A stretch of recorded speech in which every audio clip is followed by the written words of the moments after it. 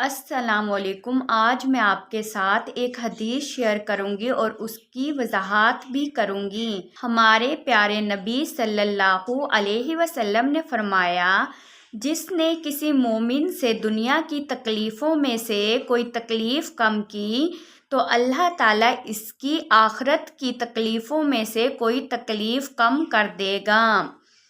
جس نے اپنے مسلمان بھائی کی پردہ پوشی کی تو اللہ تعالیٰ اس کی دنیا اور آخرت میں پردہ پوشی فرمائے گا۔ اللہ تعالیٰ اپنے بندے کی مدد میں لگا رہتا ہے جب تک وہ اپنے مومن بھائی کی مدد میں لگا ہو۔ سبحان اللہ۔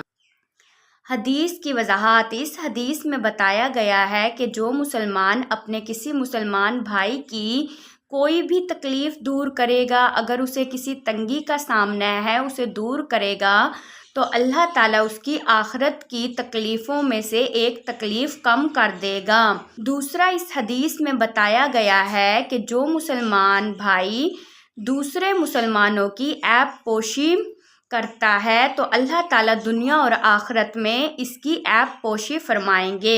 دنیا میں اس کی مدد اس طرح ہو سکتی ہے کہ وہ کسی ایسے گناہ میں مبتلا ہی نہ ہو، اور اگر مبتلا ہو جائے گا تو اللہ تعالیٰ اس کی پردہ رکھیں گے۔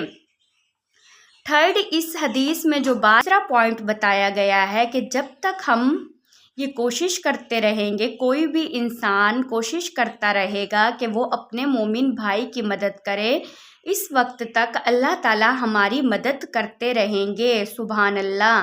اللہ تعالیٰ ہمیں اس حدیث سے سیکھنے اور عمل کرنے کی توفیق دے، آمین۔ پھر ملیں گے کسی نئی ویڈیو میں، جب تک اپنا خیال رکھیں۔ اللہ حافظ۔